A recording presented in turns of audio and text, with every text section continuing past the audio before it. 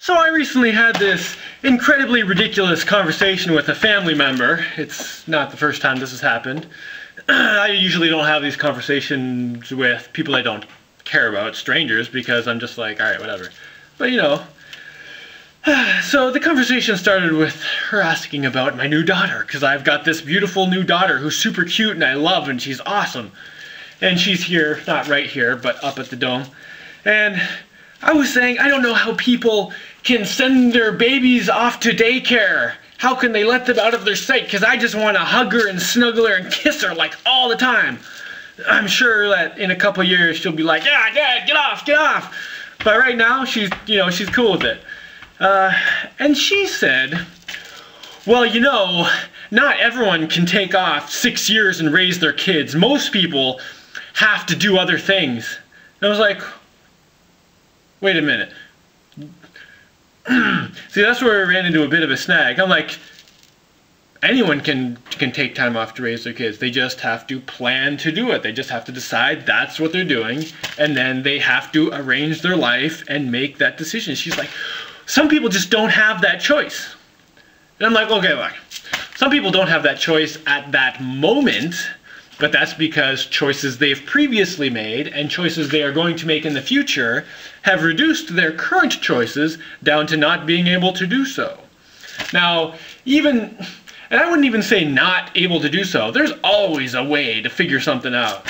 But anyway, as you go through life, you're always making choices that affect your whole life, that affect all the other choices in your life. Everyone has choices. Everyone, if they decide it's what they're doing, can take time off to raise their kids. And I don't care if people are going to yell at me about that. That's totally fine. I just think you have the freedom. You have the potential. Human beings are incredible if you just let yourself be incredible instead of putting yourself in a little box. Anyway, I didn't even get that far into it. And she started telling me about how some people get used to a certain quality of life and aren't willing to give it up. And my first thought was, oh my God, what kind of quality of life involves not hanging out with your babies? And I was like, okay, who's defining this quality of life? Like, what is this quality of life? And she starts telling me about her brand new phone she just got. That was much better than the last phone she just got. And I'm just like, well, this is crap. I would much rather spend time with my daughter than buy phones all the time. How is that even a choice? And like, you know, sure, she doesn't have kids yet, but she will one day, and every time she buys more junk and wastes more of her resources, she's selling out her own future and the future of her kids. Anyway, I didn't even get that into it because I wasn't trying to get in a huge argument.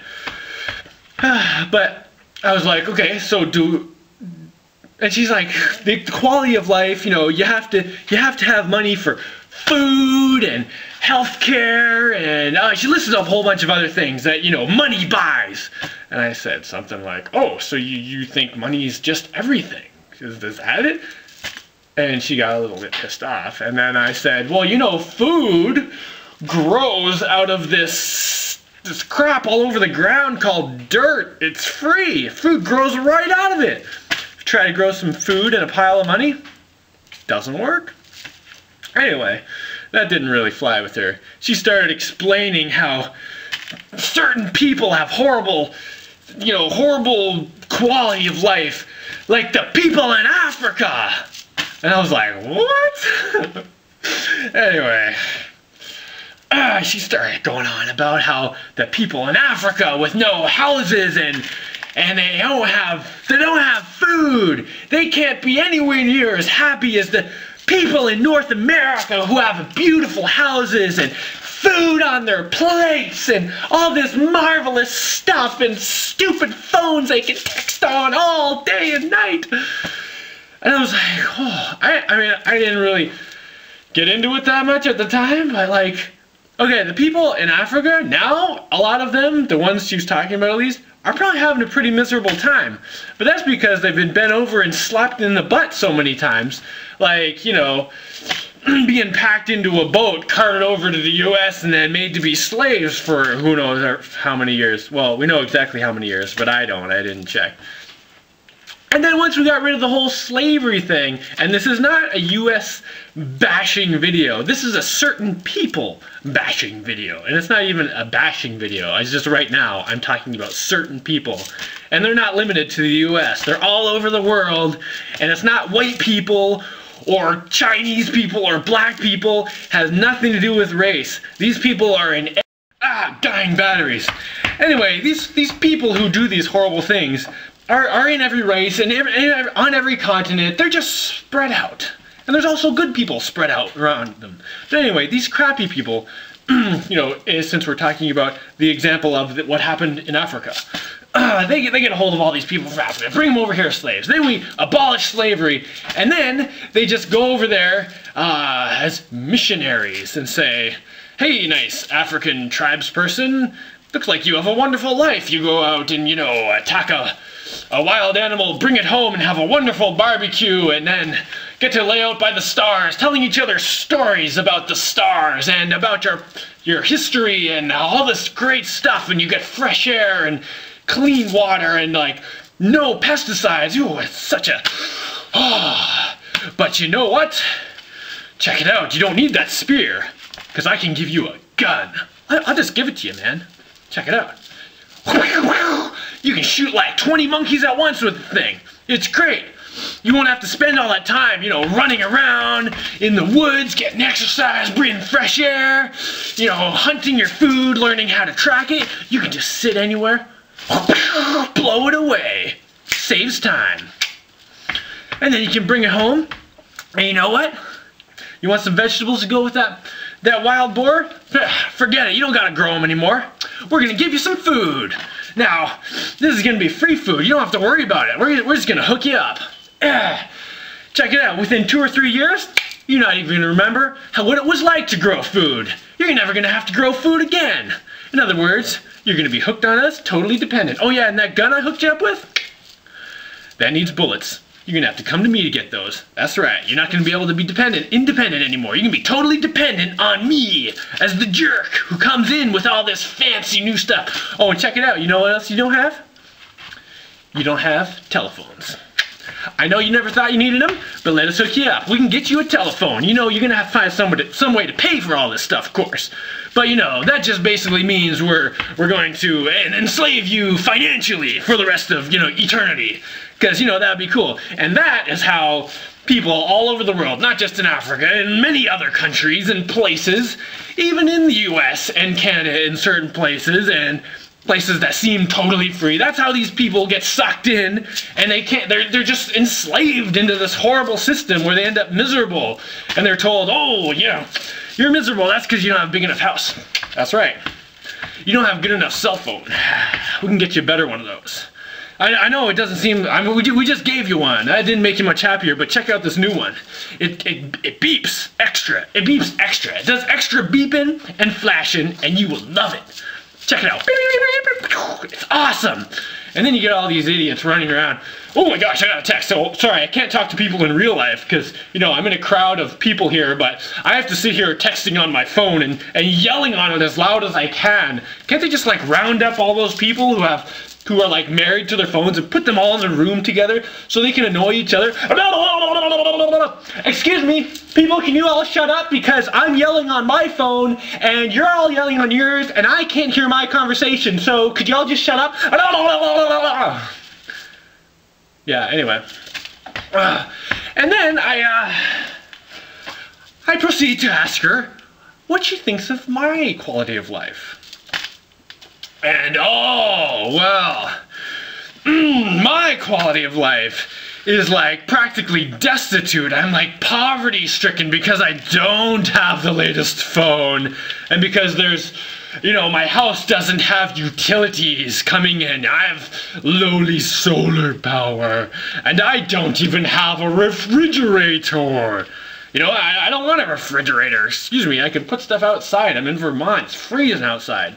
Anyway, and I'm just trying to think, like, and she's going on about how I'm so okay with living with so little now because I had so much when I was a kid. First of all, I wasn't rich when I was a kid. I don't know where she's getting this stuff from. I think it's from her mom or something. But anyway, And you know, I'm just like, well, what do you have that I don't? And she's like, well, I have this beautiful house that I live in. I mean, she still lives with her parents, but that's not the point. And I have this new technology. I'm a techie. I'm a consumer. I love it. And I'm like, okay, I don't want any of that garbage. I mean, I have the coolest house I could think of. Well, I could think of cooler houses, but like, oh man, hold on, I gotta. So she's trying to say that I could be making 6 figures because I'm such a genius, I could be doing anything with my life, making all this money.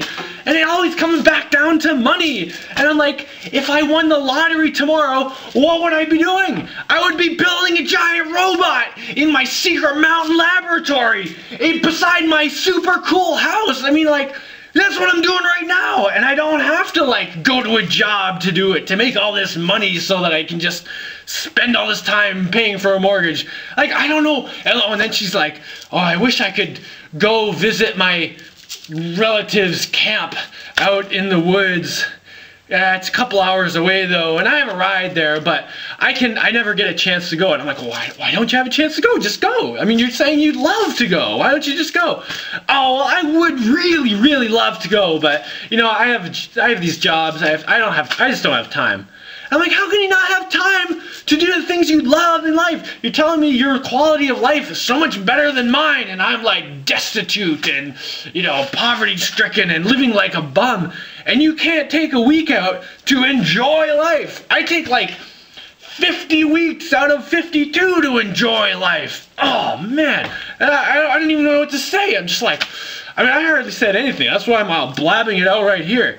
Like, the way I'm living right now, I can't say it's the absolute best way I could think of to live, like the most awesome, but like not counting outer space, it's in like the top 10. Like living in my secret mountain laboratory, which isn't really that secret because it's all over YouTube, but like with my awesome house. Okay, check it out. Like I've got a giant robot here that I'm working on, and I hang out here and like work on my giant robot, and I'm standing around going like, oh my god, I'm in the coolest workshop ever. Like, check out my awesome workshop.